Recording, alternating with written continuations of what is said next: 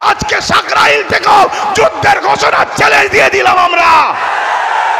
হতে পারি আমরা মুসলিমীয় লোক, কিন্তু আমরা বদরের ইতিহাস পড়েছি। হতে পারি আমরা মুসলিমীয় লোক, আমরা সালাউদ্দিন আইবির ইতিহাস পড়েছি। হতে পারি আমরা মুসলিমীয় লোক, আমরা পড়েছি হযরতে গরিবে নওয়াজ হিন্দুস্তানের বাদশার ইতিহাস পড়েছি। এই অন্যায় কখনো মাথা তুলে দাঁড়াতে পারে না। অন্যায় বারবার মিটেছে, অন্যায় আগামীতে মিটবে, কিন্তু আপনি কোন দিকে থাকবেন? অন্যায়ের পক্ষে না ন্যায়ের পক্ষে? অন্যায় থেকে চুপ থাকা মানে অন্যায়ের সাথে ন্যায়ের পক্ষে যদি দাঁড়াতে পারেন, হতে পারে আপনার শহীদের বিনিময়ে, আপনার জীবনের বিনিময়ে আল্লাহর দ্বীন, আল্লাহর কোরআন, আল্লাহর মসজিদ মাদ্রাসা এই ভারতবর্ষে মাথা তুলে থাকবে। এর বিনিময়ে আপনাকে আল্লাহ নাজাত দিতে পারে, এই আশায় আপনাদের অঙ্গীকারবদ্ধ হতে হবে। আগামী দিন আরো লড়াই আমাদের চলবে। রাজি আছেন তো নাকি?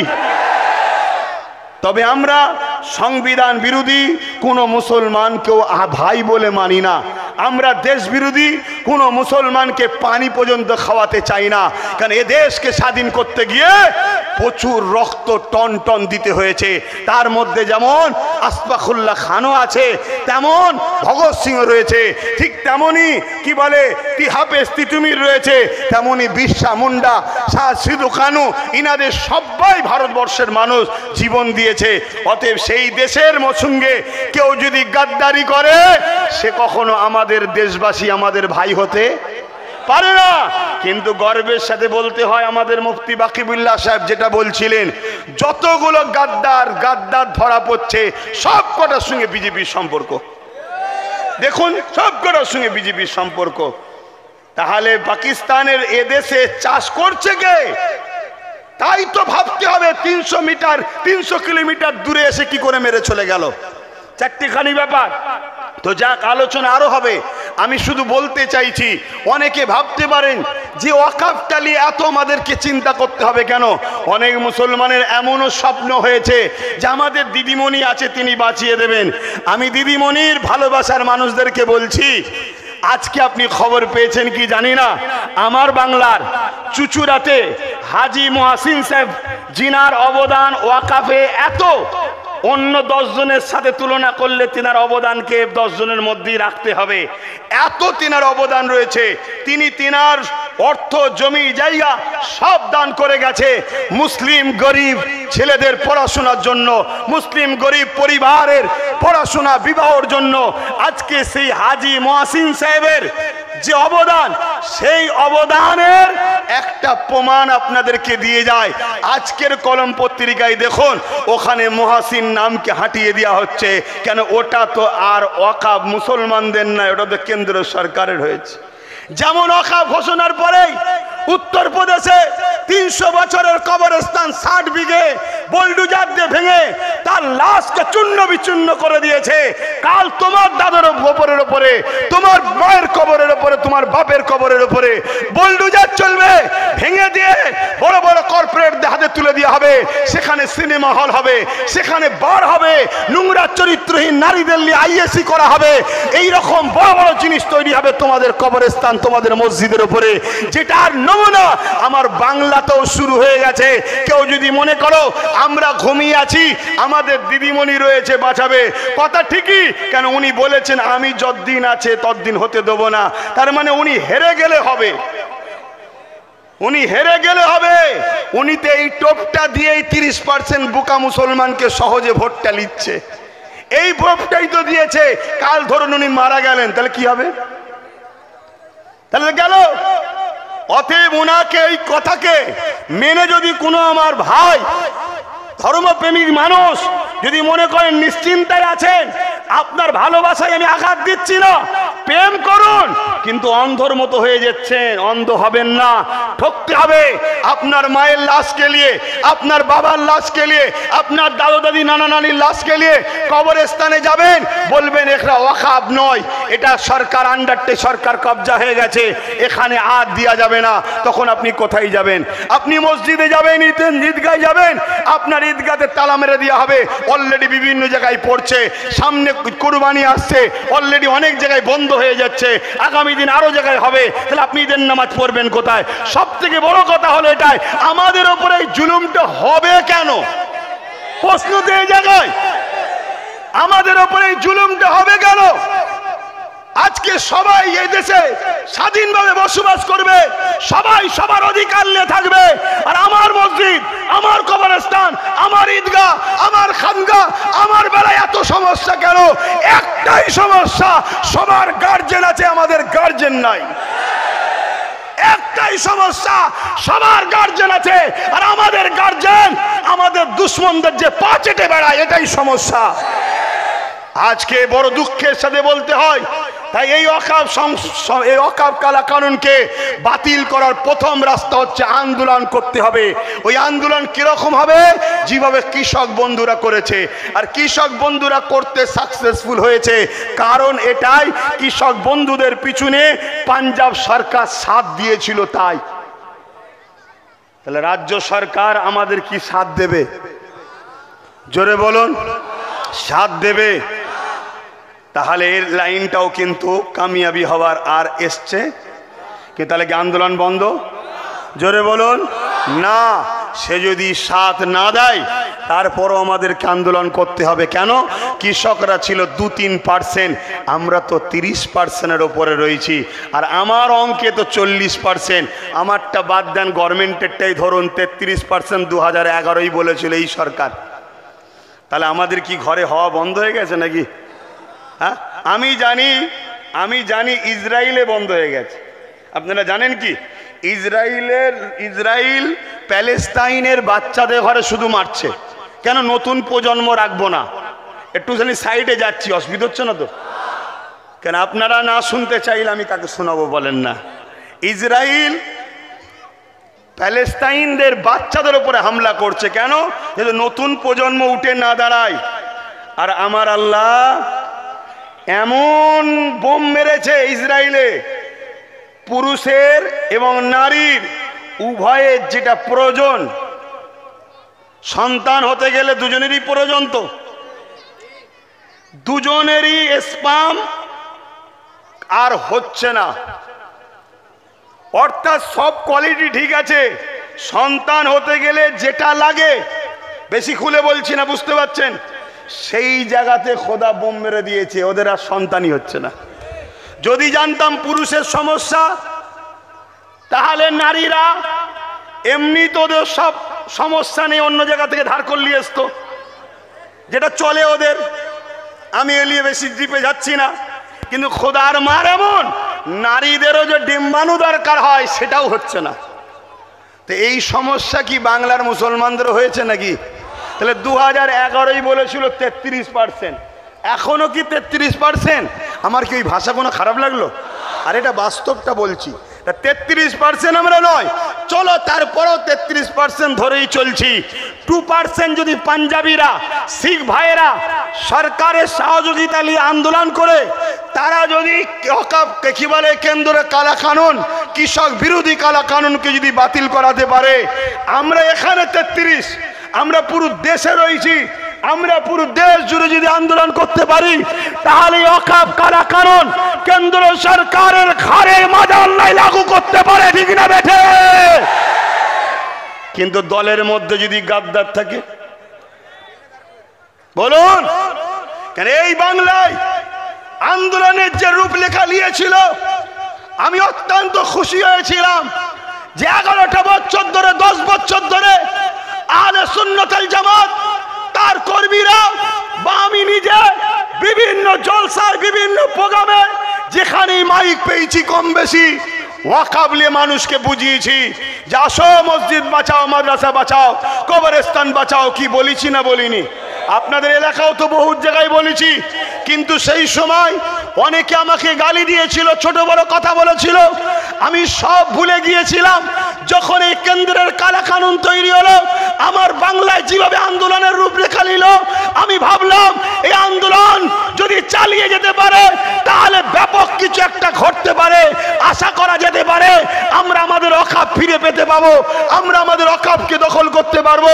কিন্তু হঠাৎ করে দেখলাম একদিন কেন আমার রাজ্যের সরকার বলে উঠলো যে ওয়াকফ নিয়ে যে গুলোগুলি বাংলায় করবে সব থেকে বড় দুশ্মন আমি তার হব। সঙ্গে সঙ্গে আন্দোলনগুলো সব বন্ধ হয়ে গেল।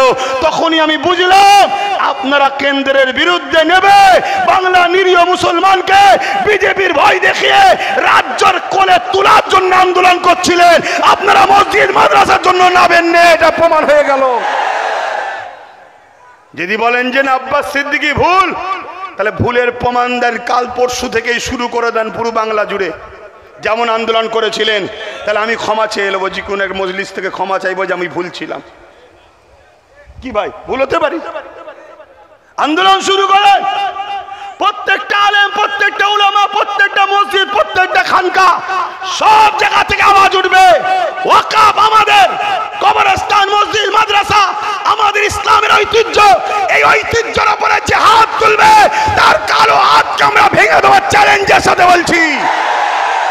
সে হতে পারে পিএম, হতে পারে সিএম, আমার সংবিধানের উপরে সে নয়। সংবিধান আমাদেরকে রাইট দিয়েছে, তার বিরুদ্ধে সংবিধানকে সামলে নিয়ে আজরাইল থেকেও যুদ্ধের ঘোষণা চ্যালেঞ্জ দিয়ে দিলাম আমরা। হতে পারি আমরা মুসলিমীয় লোক, কিন্তু আমরা বদরের ইতিহাস পড়েছি। হতে পারি আমরা মুসলিমীয় লোক, আমরা সালাউদ্দিন আইবির ইতিহাস পড়েছি। হতে পারি আমরা মুসলিমীয় লোক, আমরা পড়েছি হযরতে গরিবের নওয়াজ হিন্দুস্তানের বাদশার ইতিহাস পড়েছি। এই অন্যায় কখনো মাথা তুলে দাঁড়াতে পারে না। অন্যায় বারবার মিটেছে, অন্যায় আগামীতে মিটবে, কিন্তু আপনি কোন দিকে থাকবেন? অন্যায়ের পক্ষে না ন্যায়ের পক্ষে? অন্যায় দিকে চুপ থাকা মানে অন্যায়ের সাথে ন্যায়ের পক্ষে যদি দাঁড়াতে পারেন, হতে পারে আপনার শহীদের বিনিময়ে, আপনার জীবনের বিনিময়ে আল্লাহর দ্বীন, আল্লাহর কোরআন, আল্লাহর মসজিদ মাদ্রাসা এই ভারতবর্ষে মাথা তুলে থাকবে। এর বিনিময়ে আপনাকে আল্লাহ নাজাত দিতে পারে, এই আশায় আপনাদের অঙ্গীকারবদ্ধ হতে হবে। আগামী দিন আরো লড়াই আমাদের চলবে। রাজি আছেন তো নাকি? পিছিয়ে গেলে হবে না বাপ, আর 500,000 বিক্রি হলে হবে না। বিক্রি হওয়া লোক তেড়ে কথা বলতে পারে না, কেন? তার ভেতরের খাবার মুখে উঠে চলে আসে, আর যখনই খাবার আসে খাবার তার মনিবের কথা বলে দেয় যে তুই কার খেয়েছিস আর কার বিরুদ্ধে কথা বলছিস।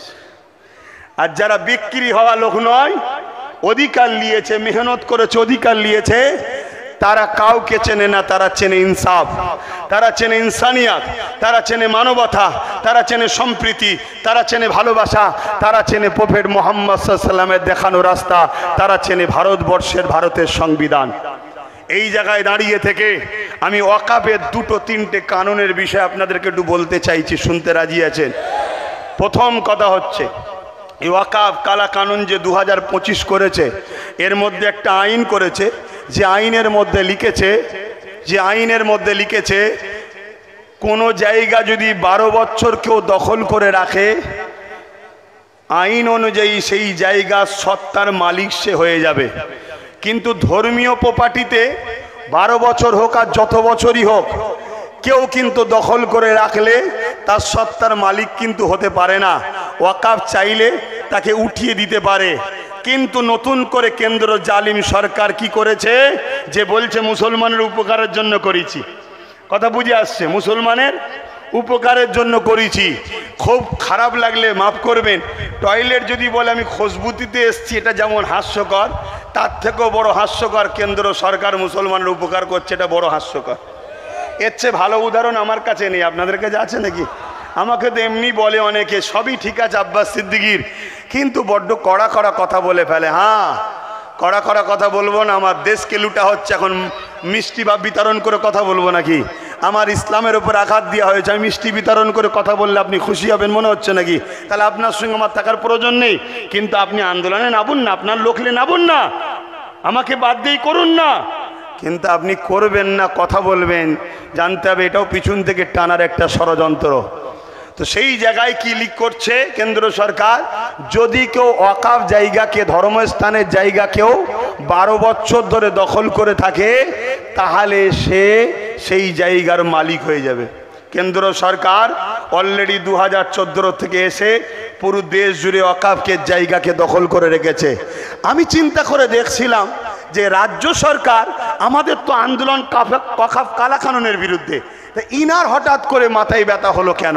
ইনি হঠাৎ করে এত রেগে গেলেন কেন যে বাংলায় যদি কেউ ওয়াকফ কেলে গুলোগুলি করে তার সব থেকে বড় দুশ্মন আমি হব? এই মাথা গরমের কথা কেন বললো? উনি কি ট্যাবলেট খেয়েছিল সেই সময়? যেমন আজকে কেউ বলছে আমি বারবার ওষুধ খাই তাই আমার হুঁশ নাই। আমি জানি না ওই দলে কি সবাই কম বেশি ওষুধ খাই কি আমার জানা নেই। তো এত বড় কথাটা কেন বলতে গেল? আমি চিন্তা করে দেখলাম, এই ভাই একটা বিচখানে কথা এলো জানেন তো নাকি? কেউ একজন বলল না যে আমি ওষুধ খেয়েছিলাম তাই আমার পুলিশ বন্ধুদের মা বোনলে পরিবার নিয়ে গালিগালাজ করছিল, শুনছেন না? আমার পুলিশ বন্ধুদেরও বলি সিট দ্বারা সোজা করেন, সিট দ্বারা সোজা করেন। যাদের সিট দ্বারা সোজা আছে তাদের মা বোনকে কেউ ধমকাই না চমকাই না, তাদের মা বোনলে কেউ খারাপ কথা বলে না। কেন জানে সিট দ্বারা সোজা আছে, পাছা লাল করে ফেলবে। আর যারা প্রশাসন সেজে সিট দ্বারা বিক্রি করেছেন সেই প্রশাসনদের জন্য আমাদের দুঃখ হয়। আজকে কত অপমান বলেন তো। আমাদের যারা রক্ষক, আমাদের যারা নিরাপত্তা দেয় সেই প্রশাসন আজকে নিরাপদ নেই। তার বোন, তার বেটি, তার মা নিরাপদে নাই, তাকে হুমকি দেওয়া হচ্ছে, তার মা বোনের স্নানে নোংরা কথা বলা হচ্ছে। এটা কি আমাদের জন্য খুশির খবর না দুঃখের খবর? অত্যন্ত দুঃখের খবর। কিন্তু আমি বলে যাচ্ছি কিছুই হবে না। দেখবেন দেখবেন ওকে আরো বড় পদ দিয়ে হবে, ওকে আরো বড় কোনো জায়গায় পৌঁছে দেওয়া হবে। কেন? ও আজকের বাজারে ঠিক কথা বলেছে, এটাই প্রমাণ দিতে চাইছি। তো যাক, আমি ও বিষয়ে যাচ্ছি না। আমি বলতে চাইছি কি, রাজ্য সরকার বিরোধী করার কারণ কি? কেন আইনটা করেছে কেন্দ্র সরকার, আন্দোলন হবে কেন্দ্র সরকারের বিরুদ্ধে। লোক আন্দোলনে গিয়ে বলবে মোদি হাটাও, বিজেপি হাটাও, ফ্যাসিস্ট কেন্দ্র সরকার মুর্দাবাদ। এটাই তো হবে নাকি প্রোগ্রামে? তার এখানে দিদিমণির হঠাৎ মারা গরম হলো কেন? আমি অনেক চিন্তা করে দেখলাম, ও আইনের মধ্যে লেখা আছে 12 বছর কেউ যদি ওয়াকফ দখল করে রাখে, মসজিদ, মাদ্রাসা, কবরস্থান, ঈদগাহ জায়গা, সেটা তার হয়ে যাবে। দিদি দেখছে এই আইনটা যদি চালু হয়ে যায়, অলরেডি আমি আমার চামচারা 75,000 বিঘে জায়গা দখল করে রেখেছি বাংলায়। কত? এই যে বলেন, সব রেকর্ড হচ্ছে, রেকর্ড হচ্ছে। রাজ্য সরকার 75,000 বিঘে জায়গা ওয়াকফের, মসজিদ, মাদ্রাসা, কবরস্থান, মুসলমানদের বাপ দাদার দান করা সম্পদ, ইসলামের সম্পদ, 75,000 বিঘে জায়গা কম বেশি রাজ্য সরকার দখল করে রেখেছে। 13 বছর চলছে। 12 বছরের আইনটি যদি লাগু হয়ে যায়, সব সম্পদের মালিক রাজ্য সরকার হয়ে যাবে। তো এ তো দেখছে আমার বিনা বিরোধী করে, মুসলিম দরদি দেখিয়ে মুসলমান আমার সাপোর্ট করছে, আবার আমি মুসলমানদের ভোটেই সরকার হচ্ছি, অথচ মুসলমানদের 75,000 বিঘে জায়গা নিয়ে নেব, কেউ বুঝতে পারবে না। এ আইনের বিরুদ্ধে বলতে দিবা। দ্বিতীয় নম্বর, এটাও হতে পারে অনেকে বলছে যে উনি কি করবে, ওপর থেকে চাপ এসছে, যদি বাংলায় আন্দোলন হয় তাহলে সিবিআই ইডি পাঠিয়ে তোমাকেও ভাইপোকে তুলে আনবো। এই ভয়ের কথা অনেকে বলছে, কিন্তু আমার মনে হয় এই 75,000 বিঘে জায়গাটাই হচ্ছে মেন ইস্যু। তো চলে আসুন, এই একটা ভয়ঙ্কর আইন তৈরি করেছে। আর কি আইন তৈরি করেছে? আইন তৈরি করেছে কেউ যদি ওয়াকফ সম্পত্তি দান করে তাকে প্র্যাকটিসিং মুসলিম হতে হবে, অর্থাৎ সে কোরআন সুন্নাহ অনুযায়ী ধর্ম মেনে চলে, এই মুসলমান হতে হবে, তবে সে দান করতে পারবে। এখন বলুন, সে মুসলমান না মুসলমান নয়, প্র্যাকটিসিং মুসলমান প্র্যাকটিস করছে কি করেনি, এ সার্টিফাই করবে কে? জেলার প্রধান, অর্থাৎ ডিএম, কালেক্টর সাহেব, ডিএম। তা ডিএম আপনার নামা রোজা সম্বন্ধে সে কি বোঝে? আপনি দান করতে যাবেন, বলবেন না আপনি, আপনাকে সন্দেহ হচ্ছে আপনি মুসলমানই নয়, আপনি ফজরের নামাজ পড়েননি, আপনি রোজা রাখেননি, আপনার এই সমস্যা। তাহলে কি রকম ভাবে ভয়ঙ্কর ভয়ঙ্কর আইন করেছে বুঝতে পারছেন? আরো আইন করেছে ভয়ঙ্কর। সময়ের দিকে খেয়াল করে আমি সংক্ষেপ করছি। তাহলে আন্দোলন বাড়াতে হবে না হবে না? আগামী দিন আহলে সুন্নাত ওয়াল জামাত শহরে যাবে, আপনাদের এলাকার শহর, তারপরে পশ্চিম বাংলার রাজধানী, সব জায়গায় প্রচার হচ্ছে, এখান থেকেও প্রচার করছি। আগামী দিন ব্রিকেটে যাওয়া আমাদের একটা চ্যালেঞ্জ হয়েছে। কেন আমার ভাইয়েরা ব্যারিকেড করতে চেয়েছিল, জানি না কে কামড়েছে পিছন থেকে, ব্যারিকেড করতে পারেনি। এই ব্যারিকেড এখন আমাদের জন্য চ্যালেঞ্জ। বিজেপি যদি ব্যারিকেড করতে পারে, বাম যদি করতে পারে, কংগ্রেস যদি করতে পারে, টিএমসি যদি করতে পারে, আমার হিন্দু ভাইরা তারা যদি লক্ষ কণ্ঠের গীতা পাঠের জন্য ব্যারিকেড পেতে পারে, আমরা ভারতের অধিকার রাখি, ভারতের স্বাধীনতায় আমাদের অবদান আছে, দেশকে ট্যাক্স দিয়ে বসবাস করছি, আমরা ব্যারিকেড পাবো না কেন? আজকে বলুন, চ্যালেঞ্জ দিয়ে আমরা লড়াই করে ব্যারিকেড করে দেখাবো, রাজি আছেন আপনারা? এই ব্যারিকেডের স্বপ্ন নিচ্ছি আমি, আপনারা আমার সাথ দেবেন তো নাকি? গাড়ি ভাড়া দিতে পারবো না, খাওয়া দিতে পারবো না, কারণ আপনাদের ঘরে খাইয়ে আর ভাড়া দিয়ে ভর্তি করে সব, আর এই অভ্যাসটা ভেতরে ঢুকে গেছে। এখন বলুন, বিনা গাড়ি ভাড়া বিনা খাবার নিয়ে নিজের পয়সায় নিজের গাঁটের খরচ করে কারা কারা আমার ডাকে ব্যারিকেড যেতে রাজি আছেন? হাত তোলেন। এ হাত ঠিক তো নাকি? হ্যাঁ, যেভাবে বাংলায় ঘুরছি, যদি সবাই হাত সত্য হয়, আমি চ্যালেঞ্জ দিচ্ছি, স্বাধীনতার পর থেকে তার আগেও ওই ব্যারিকেড কখনো কেউ করেনি, আর আগামী তো ইনশাল্লাহ করতে পারবে না। আমরা করে দেখাবো, আর আমরা প্রমাণ করব যে ব্যারিকেড কারো ব্যক্তিগত সম্পদ নয়, দেশের সম্পদ, দায়িত্বে কারো আছে, অবশ্যই তিনাদেরকে আমরা সম্মান করি, কিন্তু আমরা পাবো না কেন? এই জানার অধিকার, এই লড়াইয়ের অধিকার আমাদের আছে না নাই? দ্বিতীয় নম্বর ব্যাপার হলো এই ওয়াকফকে বাতিল করার জন্য দ্বিতীয় আর একটা অপশন হলো কি, আইন যখন হয়ে গেছে, আইন যখন হয়ে যায়, আইনের অস্ত্র দিয়ে আইনকে কাটতে হবে।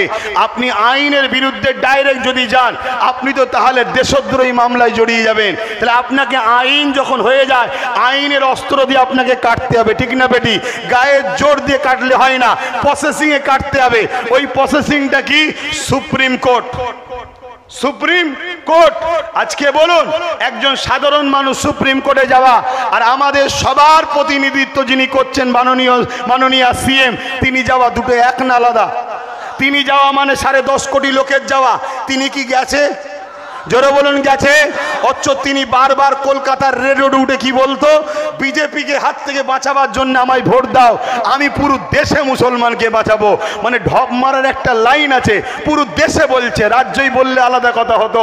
আজকে ঠিক আছে, আপনি যদি আমাদেরকে বাঁচাতেই চান বিজেপির হাত থেকে, বিজেপি যখন কালা কানুন তৈরি করেছে, যেখানে তেলেঙ্গানা কি বলে তামিলনাড়ু যাচ্ছে, বিভিন্ন আরো রাজ্য কেস করছে, 8টা রাজ্য কেস করেছে, আপনি কেন গেলেন না? আপনাকে অবিলম্বে কেস করতে যেতে হবে।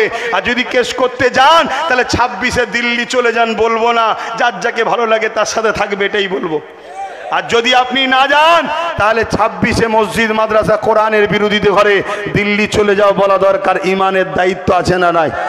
হাত তুলে বলতে হবে, আল্লাহকে সাক্ষী রেখে বলার দায়িত্ব আছে না নাই?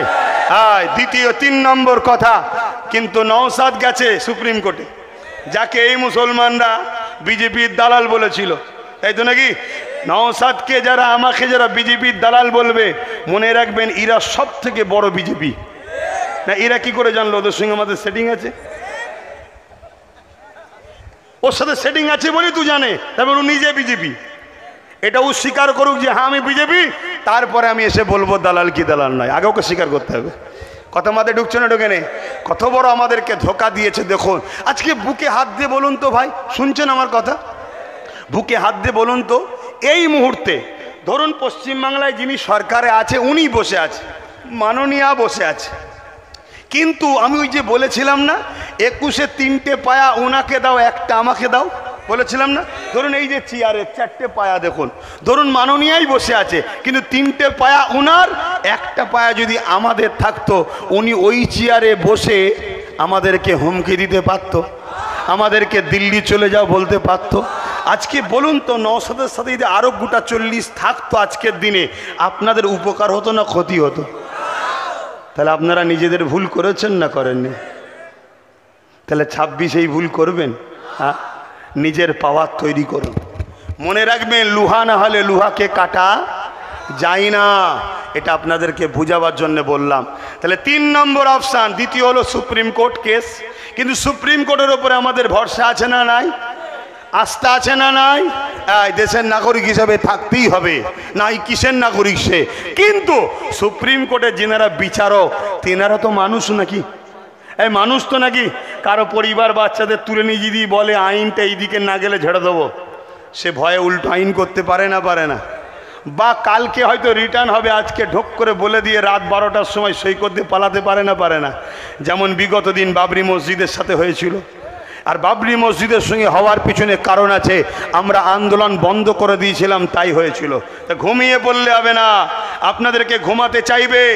অনেক মোল্লা মৌলী সাহেব বলবে, অনেক রাজনীতির দলের নেতারা বলবে যে কেস যখন চলছে একটুখানি আন্দোলন বন্ধ রাখো।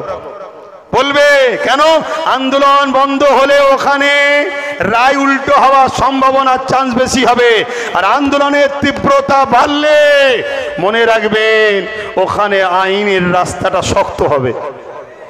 শেষ অপশন বলে যাচ্ছি, ওয়াকফ কালা কানুন যদি বাতিল করার সত্যি আপনাদের টার্গেট থাকে, মুখে বলবেন বাতিল করব, আর ভেতরে ভেতরে দুশ্মনদের কাছে বিক্রি হব, কখনো সম্ভব নয়। শেষ অপশন হলো যে শক্তিতে তারা আইন তৈরি করেছে ওই শক্তি দখল করতে হবে। বলুন ওই শক্তির নাম কি? জোরে বলুন। আপনার মসজিদে পুলিশ তালা মারতে আসবে কাদের ইশারায়? কাদের ইশারায়? আপনার ঈদগাতে তালা মারতে আসবে কাদের ইশারায়? আপনার খানকাতে তালা মারতে আসবে কাদের ইশারায়? আপনার কি বলে কবরস্থানে তালা মারতে আসবে কাদের ইশারায়? রাজ পাওয়ার যাদের হাতে আছে, তাই পুলিশ বন্ধুদের ঘরে গালি না দিয়ে, তাদের সমালোচনা না করে নিজের ভুলকে বুঝতে শেখো। পুলিশ বন্ধুদের ওপরও তোমার যেন পাওয়ারটা থাকে, ওই রাজ পাওয়ারকে তোমাকে দখল করতে হবে।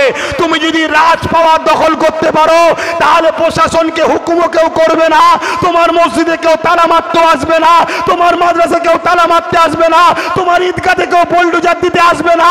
কেন? তোমার হাতেই তো পুলিশের পাওয়ার আছে। ওই পাওয়ারটা নাম হলো রাজ পাওয়ার। তাই রাজ পাওয়ার দিয়ে যেমন আইন করেছে, আগামী দিন আসো আমরা গর্জে উঠি, রাজ পাওয়ার তৈরি করি। হতে পারে 5 বছর 10 বছর সময় লাগবে, কিন্তু অবশ্যই আমরা আমাদের সম্পদকে ফিরে পাবো। এই পাওয়ারের দ্বারা ফিরে পাবো। আপনারা কি নিজেদের ঐতিহ্যকে বাঁচাবার জন্য দালালি ছেড়ে দিয়ে, দলদাস ছেড়ে দিয়ে নিজেদের রাজ পাওয়ার করতে রাজি আছেন? রাজি আছেন? রাজি আছেন? তাহলে রাজি যদি থাকেন তাহলে লড়াইটা গ্রাম থেকে শুরু করুন। গ্রামের 2-10টা দালালের বিরুদ্ধে আপনি লড়তে পারেন না, তো কালকে AK-47 এর সামনে লড়াই করবেন কি করে? আপনি প্রথম গ্রামের 10টার সঙ্গে লড়াই করা অভ্যাস করুন। ফোন করে বলবেন না যে আমাকে জুলুম করছে, আমাকে মারছে। না, তুমি তোমার গ্রামে যদি স্বাধীন না হও তাহলে তুমি কে বলেছ আজকে স্বাধীন? তুমি স্বাধীন দেশের পরাধীন। তোমার সংবিধান তোমাকে রাইট দিয়েছে, তোমার ঐতিহ্য তোমাকে ফিরে পেতে হবে, তোমাকে রুখে দাঁড়াতে হবে। ওই দাঁড়াতে গেলে প্রথমে তোমাকে তোমার গ্রাম থেকে উঠতে হবে। গ্রামের 2-10টা যারা আছে তাদেরকে বুঝাও, পরিবর্তন হও। সে যদি মুসলমান হয় পরিবর্তন হবে, মুনাফেক যদি হয় তোমার লড়াই আসবে। তা মুনাফেক যদি তোমার মসজিদের দুশ্মন তোমার বিরুদ্ধে আসে, তুমি তার সঙ্গে কি ব্যবহার করা দরকার তুমি জানো না? জোরে বলো, জানো না? অতএব ওখান থেকে লড়াই শুরু করে প্রত্যেকের গ্রাম থেকে লড়াই করে উঠুন। এবং এই কথাটা আপনাদের দায়িত্ব নিতে হবে, প্রত্যেকটা SC ST সমাজের কাছে প্রচার করতে হবে যে ভাই শুধু আমরা মুসলমান বিপদে আছি তা নয়। আজকে SC ST হওয়ার জন্য, অছুত হওয়ার জন্য তোমার সমাজের বহু ছেলেকে স্কুলে ভর্তি নিচ্ছে না। তোমরা দেখো উত্তরপ্রদেশের দিকে তাকিয়ে, ঘোড়ার পিঠে চেপে বে করতে যাওয়ার জন্য, ছোট জাত হওয়ার জন্য তাকে পিটিয়ে মারছে, আজকে তাকে ধর্মস্থানে ঢুকতে দিচ্ছে না। ভাই শোনো, আমরা মুসলমান আছি বলে তোমরা সম্মান পাচ্ছ, না হয় তোমাদেরকে অছুত বলে তোমাদেরকেও আঘাত করা হবে। অতএব আসো, দেশ তোমার, দেশ আমার। SC ST মুসলিম, আদিবাসী, দলিত, সাঁওতাল, বাগদি, সমস্ত গরিব পিছিয়ে পড়া মানুষ এক জায়গায় হও, সংগঠিত হও, এক জায়গায় হও। আগামী দিন শুধু ওয়াকফ নয়, সংবিধান বাঁচাও, দেশ বাঁচাও, দেশের সর্বশ্রেণীর গরিব মানুষের অধিকার বাঁচাও। এই লড়াইয়ে আমাদেরকে সংগঠিত হতে হবে, সর্বধর্মের মানুষ সেখানে আসবে। আগামী দিন এই জায়গায় আমাদেরকে প্ল্যাটফর্ম তৈরি করতে হবে। এই কথা বলে আমি বিদায় নিচ্ছি। শেষ কথা এটাই। এতক্ষণ যা শুনলেন আপনারা বলুন আমি ভুলের ওপরে আছি না ঠিকের ওপরে আছি? হাত তুলে বলুন ভুলে না ঠিকে। ঠিকের ওপরে যদি থাকি তাহলে আগামী দিন যখনই ডাকবো পাশে পাবো তো, পাশে পাবো তো। আমি এখানে সংক্ষেপ করলাম।